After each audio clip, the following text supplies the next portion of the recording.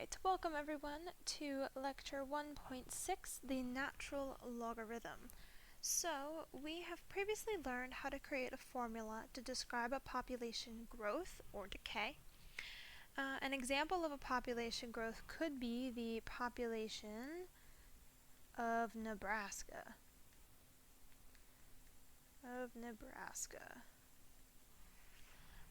Okay, and we're going to say it's in millions,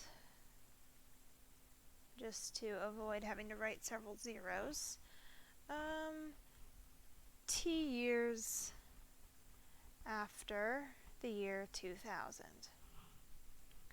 Alright, and so we are going to say that our equation we can use to describe the population of Nebraska is this p is equal to our function of t, right? And it looks like we started out at about 2.020 million, right? With, here's our growth, 1.036, and then raised to the number of years, t. Alright, well, what would happen if instead of plugging in the t value, because that's what we normally did, right? We would plug in a t value, and we'd see, okay, what is the population 5 years from 2000? What is the population 10 years from 2000? But what if we didn't have the year, and instead we wanted to find it? What if we were curious how long it would take for the population to reach a certain number?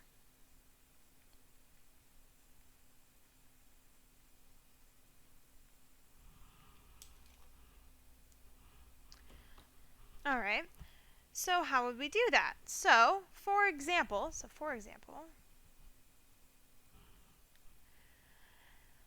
let's say we are curious, when will Nebraska reach 4 million people?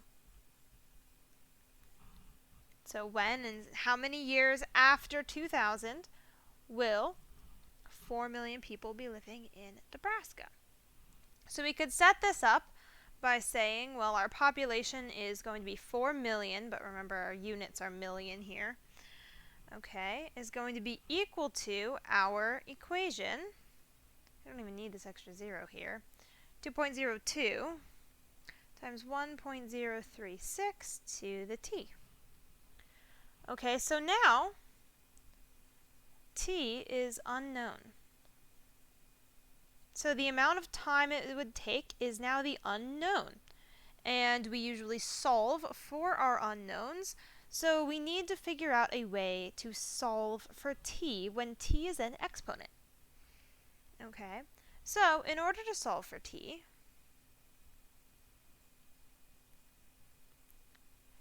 we need a tool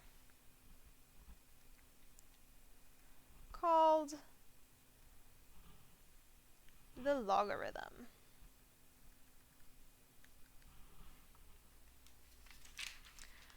Okay, so in this course we will be focusing on specifically the natural logarithm. So that's our definition today. The natural logarithm, so the natural logarithm of x, we write this, so written as ln of x, and that's how we say that, okay? So ln of x, or the natural log x. Those are both ways that you could say this expression here. Okay, so this is the power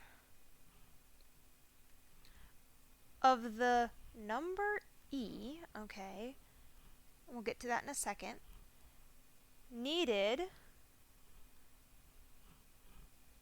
to get x.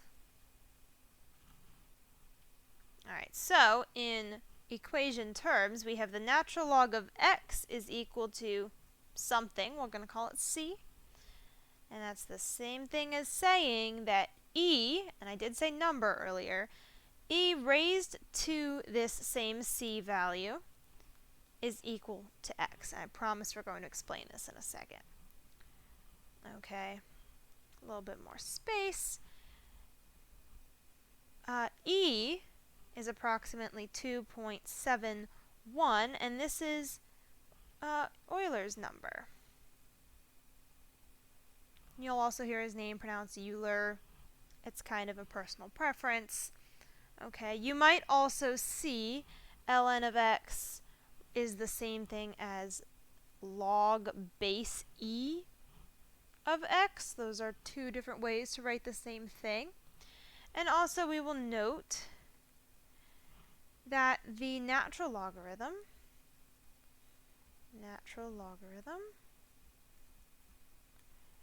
is the inverse function. The inverse function of the exponential, e to the x. Alright, another little note is that the natural log of x is undefined. Undefined for negative values of x, and x is equal to 0. Alright, so for example, if you plugged in the natural log of -7 into your calculator, you would get an error message because it's undefined for negative values. Actually, I have a calculator here we can pull up quickly. And so here is our natural log button. So the natural log of, I think I just said -7, and close parentheses, give me the answer. No real value in the expression. We'd get some sort of error message. Okay? So let's go ahead and complete example number 1. So it's a bunch of statements with filling in the blank. So statement A, if y is equal to the natural log of 100, then what raised to the power of y is equal to 100? I'm just going to white out that little box there so that we don't get confused. Okay, so we just wrote up here that the natural log of x is equal to c is the same thing as saying e to the power of c is equal to x. So let's try to translate our current problem into what we have written down over here. So y is, I'll use maybe a red color so we can see it a little better. In this case, y is c. And then we have the natural log of x. Okay, so over here we have x. And so we need e to the power of y, e to the power of c. Alright, so if y is equal to the natural log of 100, then e to the y power is equal to 100. Okay? Statement B, the natural log of 5.5 is the power of blank that gives blank. So the natural log of 5.5 is the power of e, right? That gives, well, our answer is the one that's inside our logarithm. So that gives 5.5. Statement C, natural log of blank is the power of blank that gives 500.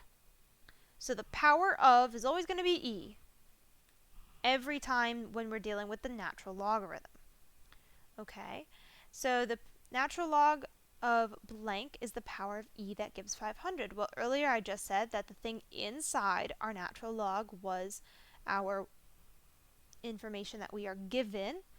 So we are given 500, therefore that needs to go inside our natural log. And statement D, if e raised to the m power is equal to n, then the natural log of n is equal to blank. Okay, so let's start with writing the natural log. Well, n is equal to e raised to the m power. So let's go ahead and put e raised to the m power in there. And there we have it. So if e raised to the m power is equal to n, then the natural log of n is equal to the natural log of e to the m power.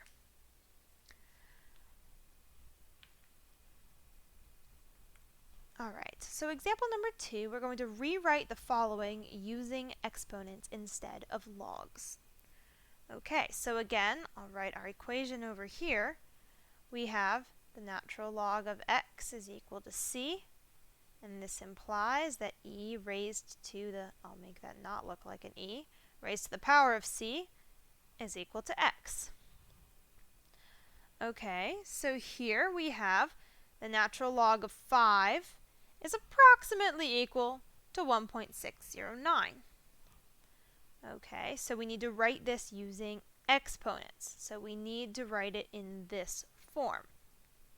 Okay, so we need to have our base e raised to some power. Well, what power does it need to be raised to? It needs to be raised to c. And c is, I'll call it the answer, if you will. That's what the natural log gives out. Alright, so we have to have e raised to the 1.609. And then we need to have the approximately equals and what is inside the natural log. So 5. And these two expressions mean the same thing. Okay? They're just written in two different ways. There's a ton more examples of this. Sometimes it gets a little tricky, but after some practice, it should start working out. Okay? So b, we have the natural log of 1 is equal to 0.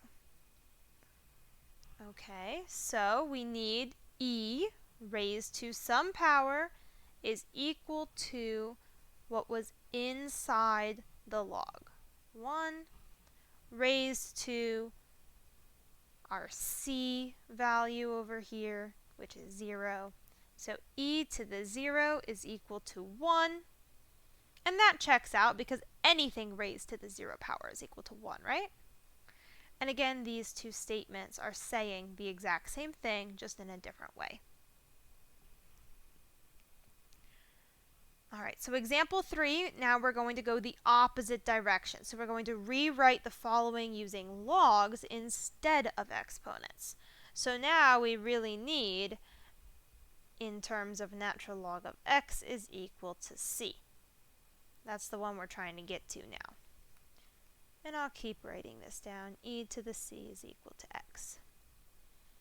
Okay, so we're given e to the power of 15 is approximately equal to this very large number here. Okay?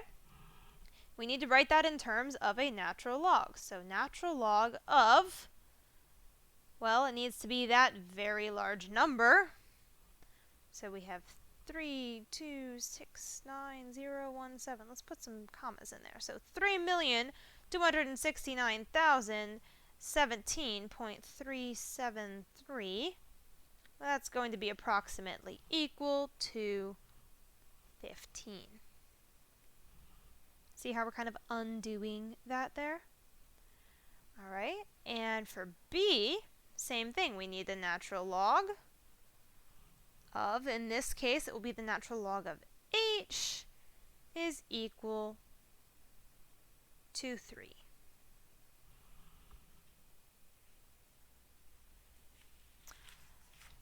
Alright, so we're done with example 3. Now we're going to move on to some pretty cool properties of the natural logarithm. Alright, so the first one is talking about the product of a natural logarithm.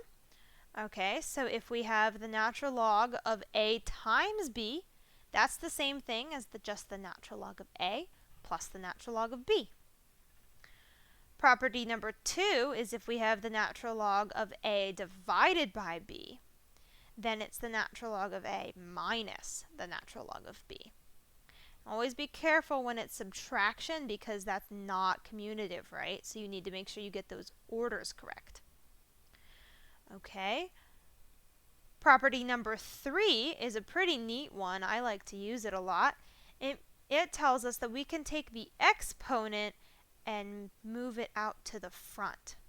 All right, so if we have the natural log of A raised to the power P, that's the same thing as P times the natural log of A. Then we have property number 4, where if we have the natural log of e to the power of x, well, all you get is x. And similarly, if you have e raised to the whole power natural log of x, then you just get x back as well. Okay, a few side notes, just things that you should know. The natural log of 1 is 0, because e raised to the 0 power is equal to 1. And the natural log of e is equal to 1 since e raised to the first power is equal to itself. All right, a few handy things to know. So now we're going to use these properties of the natural log to evaluate example 4. All right, we're not going to use a calculator, we're just going to use these properties. So we have e to the natural log of 17. This looks an awful lot like property number 4.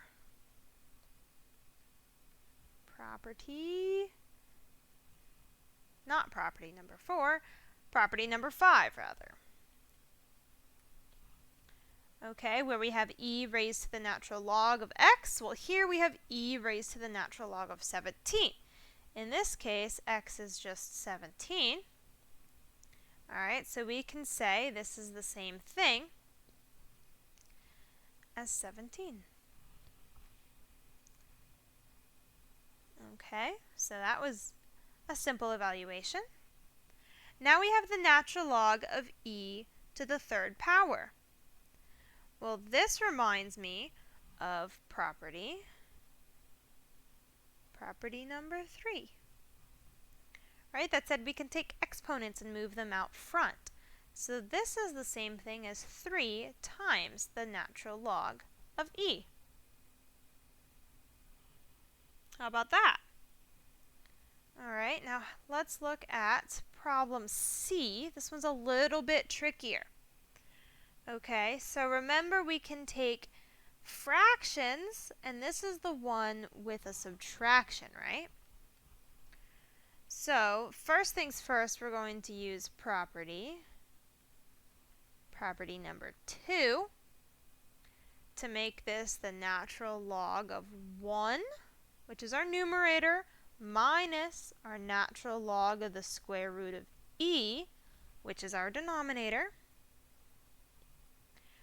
And one of our little extra tidbits we got a moment ago was that the natural log of 1, well, that's equal to 0.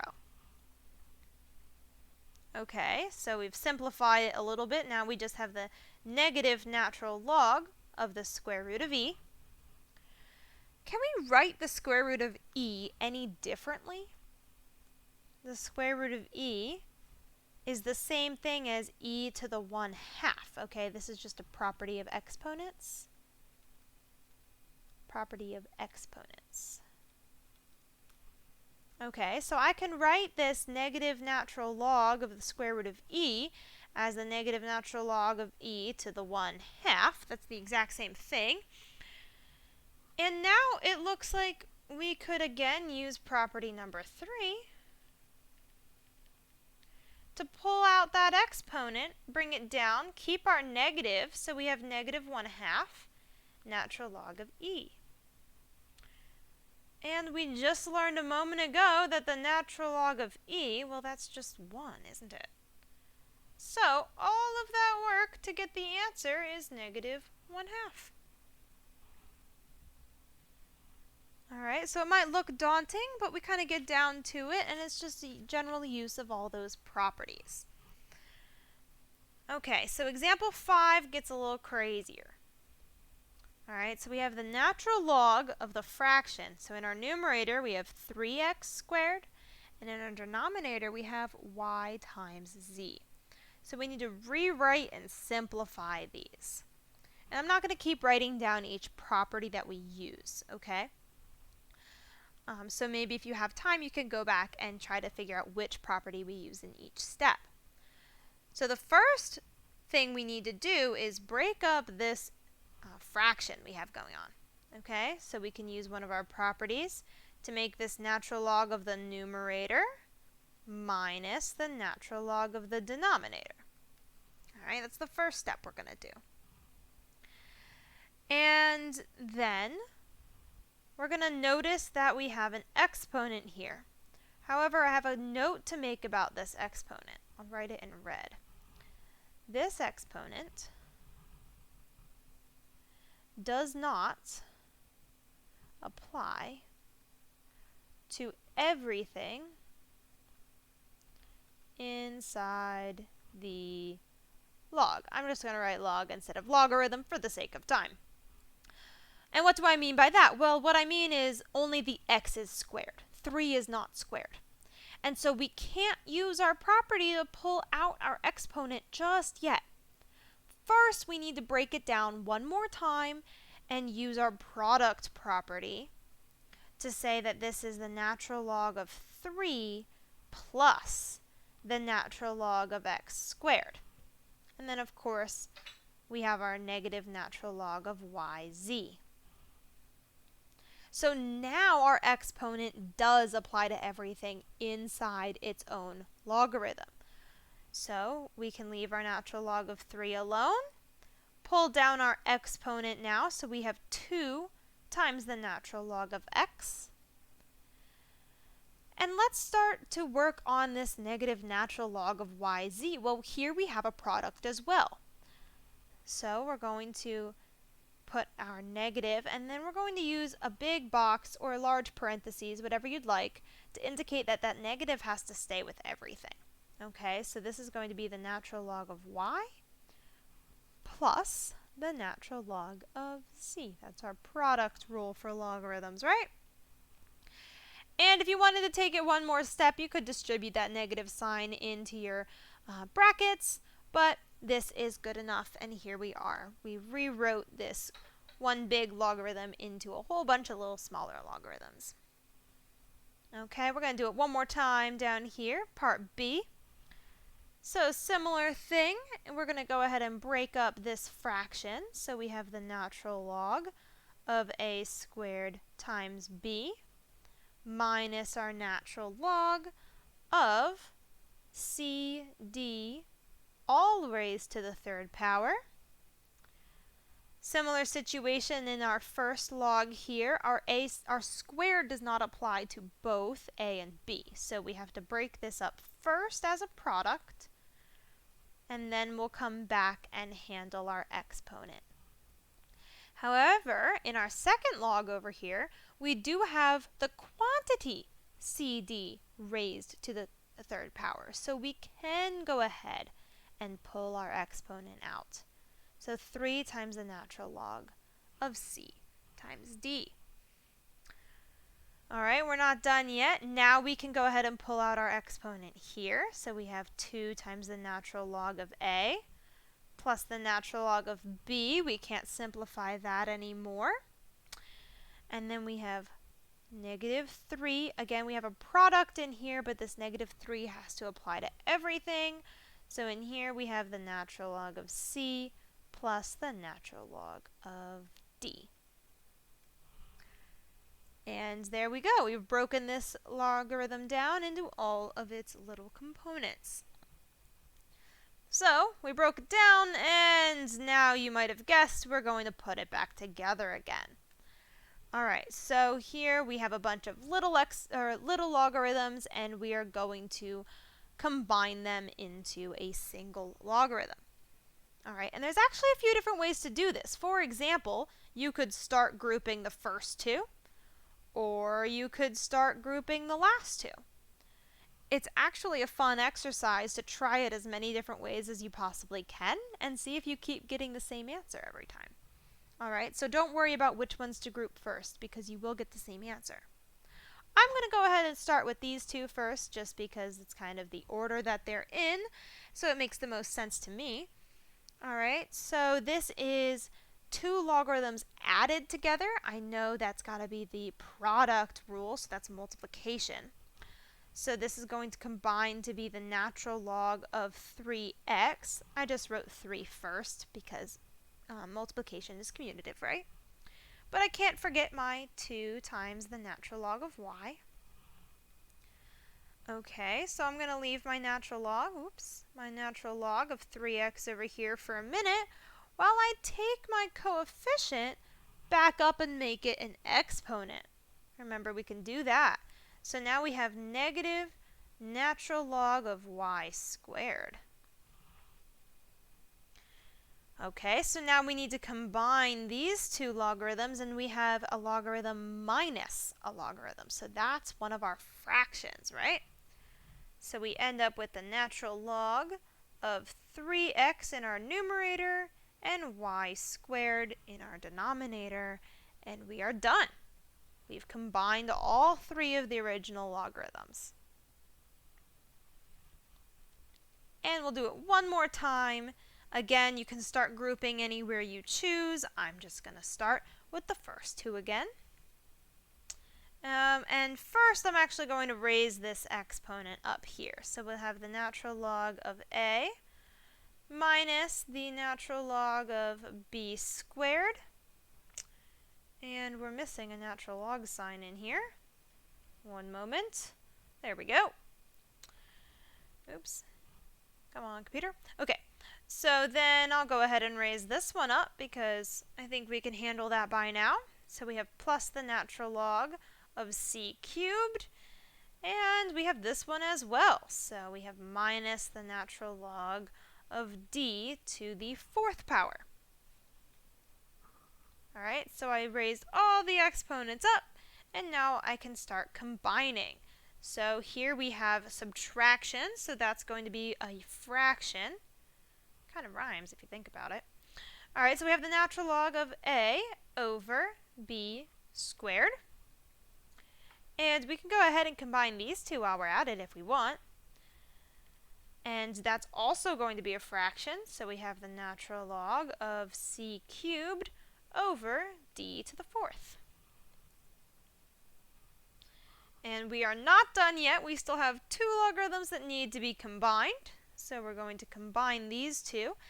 And we have addition, which means it's multiplication. So we have the natural log of, I'm going to write it like this for one moment. So a over b squared times c cubed over d to the 4th.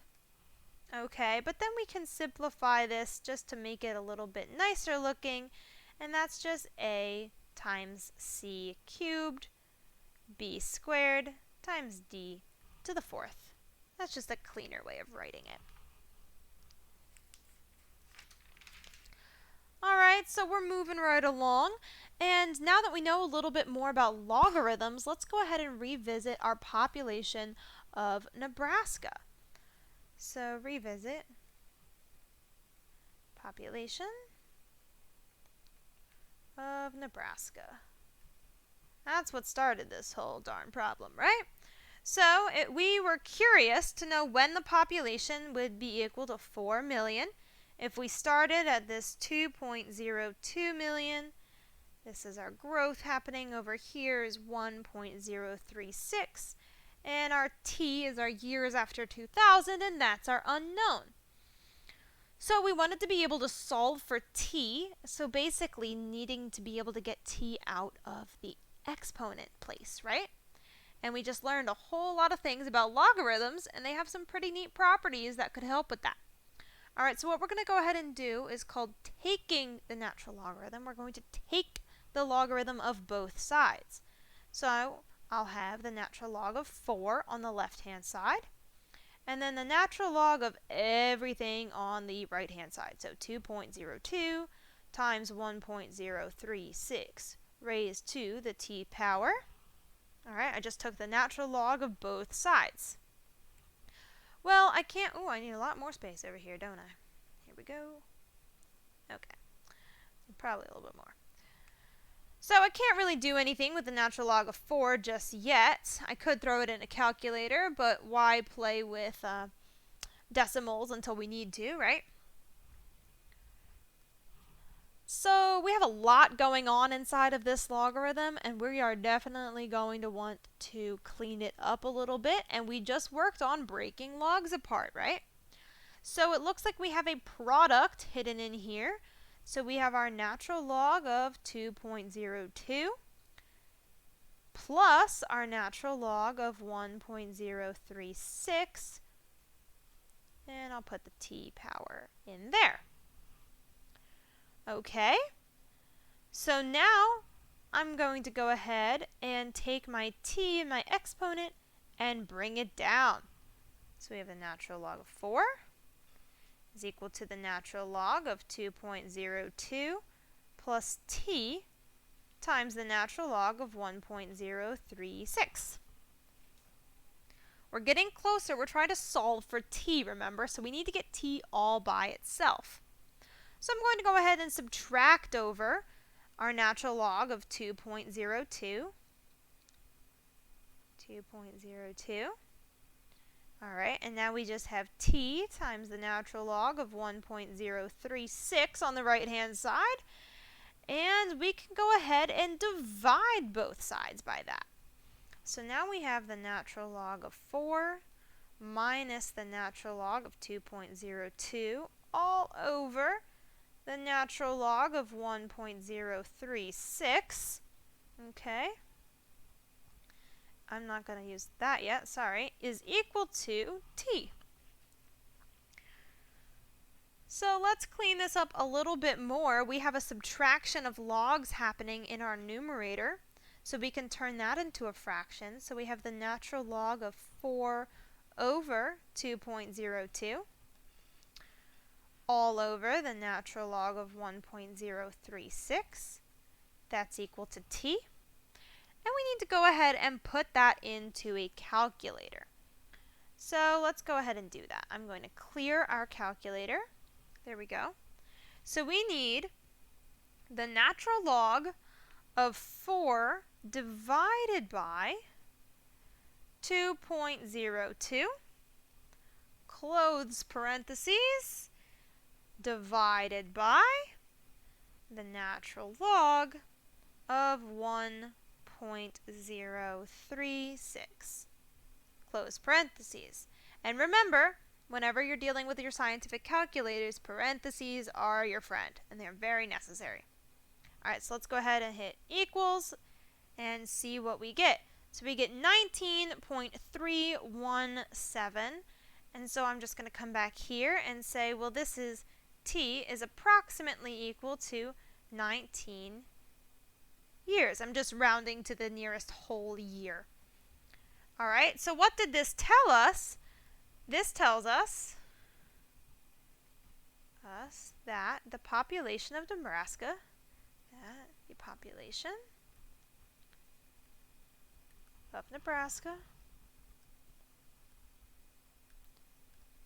will reach 4 million people.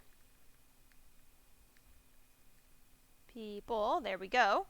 19 years after 2000, so that's in the year 2019. And we can double check this if we want to make sure we got the right answer. If we double check, we can take our equation, plug in 19 for t. All right, so we'd get 2.02 times 1.036 raised to the power of 19. Well, that equals something like 3.94 million, so you could round that up and say that is equal to 4 million. So there we go. We got the right answer. Okay? Now we're going to do a little bit more practice of solving for the exponents. In this case, we're dealing with x, but it could be any variable in the exponent like we just saw we were dealing with t. Okay, so we want to solve for x. In example 7a, we have 3 raised to the x power is equal to 29. So we're going to go ahead and do the exact same thing we did just a moment ago, and we're going to take the natural log of both sides. So we have the natural log of 3 to the x is equal to the natural log of 29. And I'm going to throw my parentheses back in here. The parentheses aren't 100% necessary, but they do help with being super clear. Okay, well, one of our properties of logarithms says we can take that x out of the exponent and make it a coefficient. So we have the natural log of 3 times x is equal to the natural log of 29.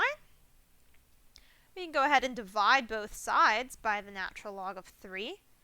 So we get x is equal to the natural log of 29 divided by the natural log of 3.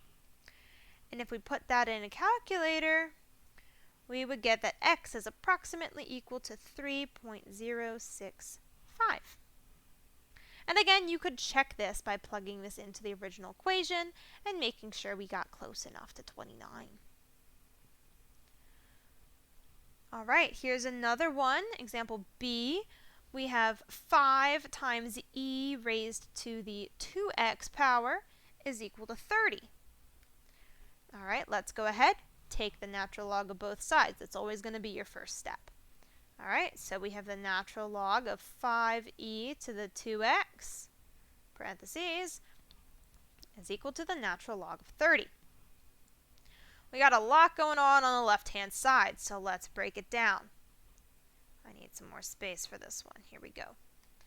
All right, so we have a product happening. We have the natural log of 5, and then we have the natural log of e to the 2x is equal to the natural log of 30.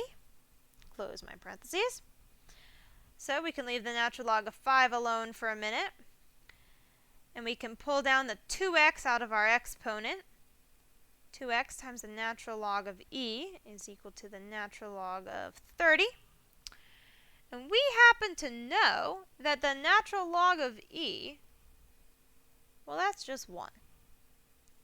All right, so this simplifies a little bit. We have the natural log of 5, is equal to 2x times 1, but we don't need to write that anymore. Not equals, plus, sorry.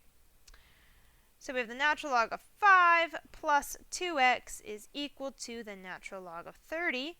And we're solving for x, right? So we need to get him all by himself. We'll go ahead and move the natural log of 5 over. So we have 2x is equal to the natural log of 30 minus the natural log of 5. We can combine those logarithms over there into a fraction. So we have the natural log of 30 over 5. And we might know that 30 divided by 5 is 6, so we have the natural log of 6. And we're still trying to get x by itself, so x is the natural log of 6 divided by 2, which a calculator will tell us is roughly 0.896. And again, we could check if we wanted to by plugging it into the original equation to make sure we get 30. All right, we're coming to an end here, almost done. Few more examples. So, our last example for problem 7, we have e raised to a negative 0.4x is equal to 1/2. So again, we're going to take the natural log of both sides. Natural log of e to the negative 0.4x is equal to the natural log of 1/2. And if you start recognizing a pattern here, you might get excited and start jumping ahead a few steps without writing all of these down. And if you can keep everything straight in your head, then that's wonderful, but I really do encourage you to write each step down because it helps make sure you don't lose a negative or lose track of something along the way. All right, we are going to bring that exponent down, so we get negative 0.4x, natural log of e. I lost all of my parentheses, didn't I? is equal to the natural log of 1/2. Well, again, we know the natural log of e is just 1.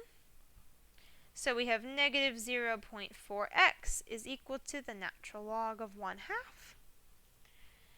Divide by negative 0.4, we have x is equal to the natural log of 1/2 over negative 0.4, which a calculator will tell us is roughly 1.733.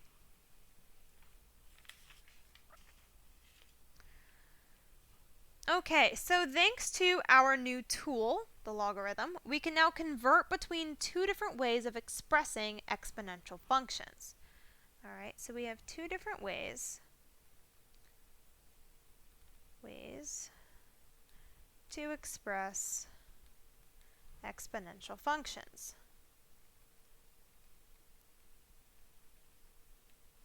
So we have seen both already, but we haven't maybe created the correspondence between the two. So we have the general exponential function. All right, so that's our population, or P is equal to P naught, our starting point, A raised to the time t. And then we have the continuous exponential function, which looks very similar, all right, except it's the one that includes base e raised to the kt. All right, so a few things to note here. When we have a greater than 1, we have growth. When we have a between 0 and 1, we have decay when we're dealing with the general exponential function. And the continuous exponential function, we have k greater than 1 implies growth, and k less than 0 is decay. And in this case, k is called the continuous rate for either growth or decay. So it would be called the continuous decay rate if it was decaying, right? All right, and we can convert between these two expressions. So we can convert between these, I'm going to call them representations, by a is equal to e to the k, and the natural log of a is equal to k. And we're going to have a little bit of practice with that, do not worry. All right, so example 8, we need to rewrite the following functions into this form. This is the general form. Okay, so we're given continuous form, and we need to convert it into the general form. All right, so let's break it down. What do we know? We know that P naught is equal to 7. That's right here. Okay. And we know that the continuous form looks like P is equal to P naught e to the kt. So it looks like k is equal to 0.13. We just made a note that we can find a by calculating e to the k. So e to the k is our e to the 0.13. And a calculator says that is 1.139. That's our a value. Okay, so that's all we needed to find. We have P naught and a. So our new form in the general form is P is equal to 7 times 1.139 to the power of t. That's it. Okay, let's do it again. So we have, again, we're given the continuous form. We need to find the general form. So here we have P naught is equal to 4. K is equal to negative 0.9. So e to the k is e to the negative 0.9, which is approximately 0.411. That's our A value. So we have P is equal to P naught, which is 4, times 0.411, which is our A value, raised to the power of T. And there we go. I can do boxes, circles. What am I doing? There we go. And of course, we have to go the other direction. And then we'll be done, I promise. All right, so example 9, rewrite the following functions in the other form. So now we're given the general form, and we need to find the continuous form. All right, so we're going to go ahead and use our A is equal to e to the k formula. So here, this is the A that we are given is 1.2. All right, so we have 1.2 is equal to e to the k, and we need to solve for k, and k is in the exponent, which means we need to take the natural log of both sides, right? Natural log of e to the k. And I need some more space. There we go. All right, so we have the natural log of 1.2 on the left-hand side. We can go ahead and bring that exponent out. So we have k times the natural log of e. We know the natural log of e is 1. So now we just have that the natural log of 1.2 is equal to k. Flip it around, k is approximately equal to 0.182. So we found out what k is, and that was the only extra thing we needed to know. We have our p naught. So our new continuous version of the equation is p is equal to 7 times e raised to the 0.182 times t. And there we have it. And the last one, similar thing. We have our P naught is 82. A is 0.98, so we need to say 0.98 must be equal to e to the k. We need to take the natural log of both sides, 0.98. We have the natural log of e to the k over here. So we have the natural log of 0.98. We're going to bring down the k, so we'll be left with the natural log of e, which again is just 1. So I'm just going to go ahead and skip that step. So that gives us k is approximately equal to negative 0.02. So our equivalent function, p is equal to 82 times e raised to the negative 0.02 t. All right, so that wraps up lecture 1.6. Please remember to take the comprehension quiz and email me with any questions.